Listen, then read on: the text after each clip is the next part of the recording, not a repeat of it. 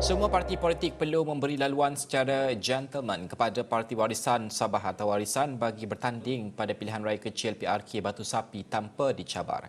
Tujuan secara konsensus itu mampu meredakan ketegangan politik serta mengurangkan penularan jangkitan COVID-19 di Sabah. Bagaimanapun, apakah perkara ini akan berlaku dengan pertimbangan parti politik dalam konteks masa. Saya nak bersama dengan Dr. Romzi Tiong, iaitu penganalisis politik Sabah pada ketika ini. Doktor, terima kasih bersama kami pada jam ini.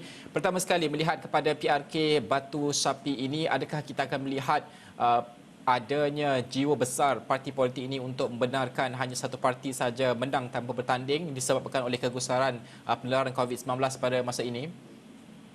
Baik, terima kasih Najib. Selamat tengah hari semua. Baik, persoalan itu adalah harapan rakyat Sabah. Saya rasa bukan hanya di Batu Sapi, tapi juga seluruh Sabah. Semalam saya sempat berbual dengan beberapa orang penduduk di Batu Sapi melalui telefon. Mereka berharap sangat untuk akhirnya kita tidak perlulah ada pilihan raya yang seperti pilihan raya kecil negeri baru-baru ini. Menurut mereka adalah lebih penting sekiranya mana-mana presiden parti berlapang dada untuk melihat sangat pada kewajiban rakyat. Cumanya di situ untuk sampai kepada jawapan bagi isu ini, kita harus melihat pada dua isu, yakni isu tentang kewajaran mengadakan pilihan raya kecil itu. Yang pertamanya kita melihat pada aspek demokrasi. Kalau menurut demokrasi memanglah pilihan raya kecil itu wajar diadakan dalam tempo 60 hari selepas kursi tersebut dikosongkan. Yang keduanya ialah tentang keadaan semasa. Jadi sekarang ini kita berhadapan dengan isu yakni penularan COVID-19, dan ramai yang mengatakan bahwa ini adalah musuh sebenar kita.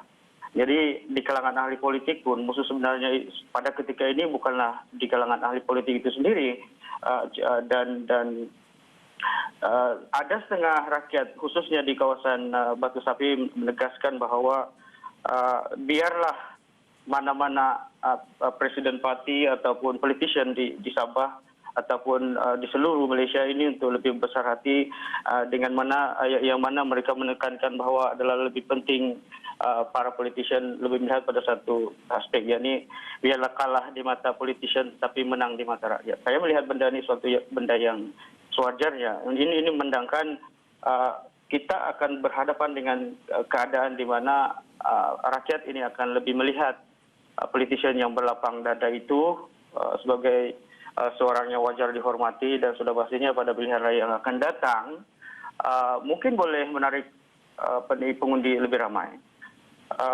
Ada juga pengundi di Batu Sapi menegaskan bahwa apa perlunya pilihan raya kecil itu, walaupun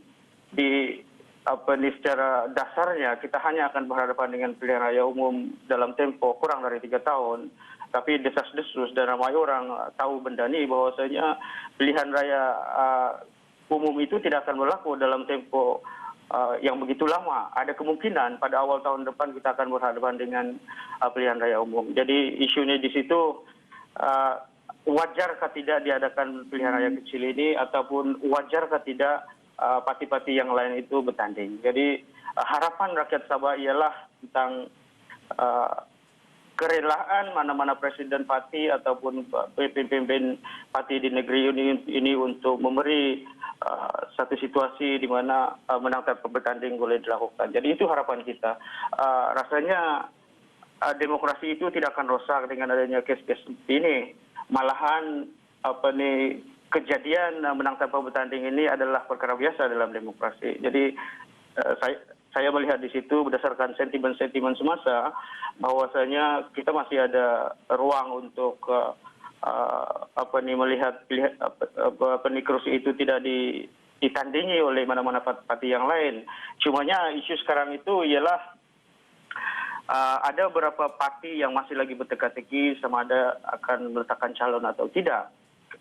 Kita juga membimbangi bahwasanya akhirnya akan muncul calon bebas, yang mana selalunya di Sabah ini calon bebas itu bukan hanya disebabkan keinginan calon itu sendiri, tapi juga ada kalanya ditaja oleh mana-mana parti yang lain. Jadi itu kebimbangan kita. Cumanya harapan kita ialah untuk akhirnya melihat pilihan raya kecil itu tidak perlulah ditandingi biarlah semua ahli politik itu belapang dada.